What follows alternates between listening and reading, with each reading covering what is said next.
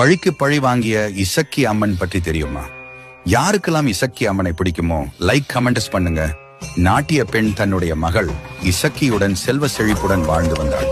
இசக்கியின் செல்வத்தில் ஆசை கொண்ட ஒருவன் அவளை காதல் மொழி பேசி வஞ்சனையால் வீழ்த்தி நகை பணத்துடன் காட்டுக்கு வரவழைத்து அனைத்தையும் அவளிடமிருந்து பறித்து கல்லை தூக்கி தலையில் போட்டு கொன்றான் இசக்கி. நகை பணத்துடன் ஓடியவனை பாம்பு கொத்தியது, இறந்தும் விட்டான். தெய்வ பரவியான இசக்கி இறந்த நிலையில் ஈசனிடம் மன்றாடி, வஞ்சனையால் என்னை கொன்றவனை நானே அழிக்க வேண்டும் என கேட்டுக்கொண்டதற்கு ஏற்ப அவன் உயிர்த்தெழுது வீட்டிற்கும் சென்றான். இந்த நிலையில் இசக்கியோ காட்டில் கள்ளிச்செடியை ஒடித்து குழந்தையாக்கி இடுப்பில் வைத்துக்கொண்டு ஊரில் உள்ளவர்களிடம் தன்னையும் தன் குழந்தையையும் இவன் ஏமாற்றிவிட்டான் என புகார் கூறினான்.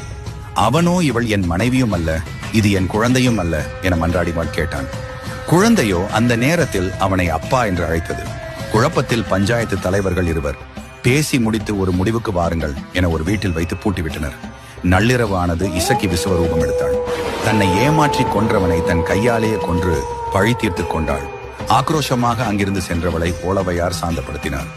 இதை கைலாயத்தில் பார்த்து கொண்டிருந்த ஈசனோ பார்வதியை பார்க்க தன் வீர சக்தியை இசக்கிக்கு கொடுத்து அமர வைத்த இடம்தான் முப்பந்தல். இதுதான் முப்பந்தல், இசக்கி அம்மனின் வரலாறு. இது போன்ற வீடியோக்களுக்கு புராண கதைகள் சேனலை மறக்காமல் சப்ஸ்கிரைப் பண்ணிவிட்டு போங்கள்.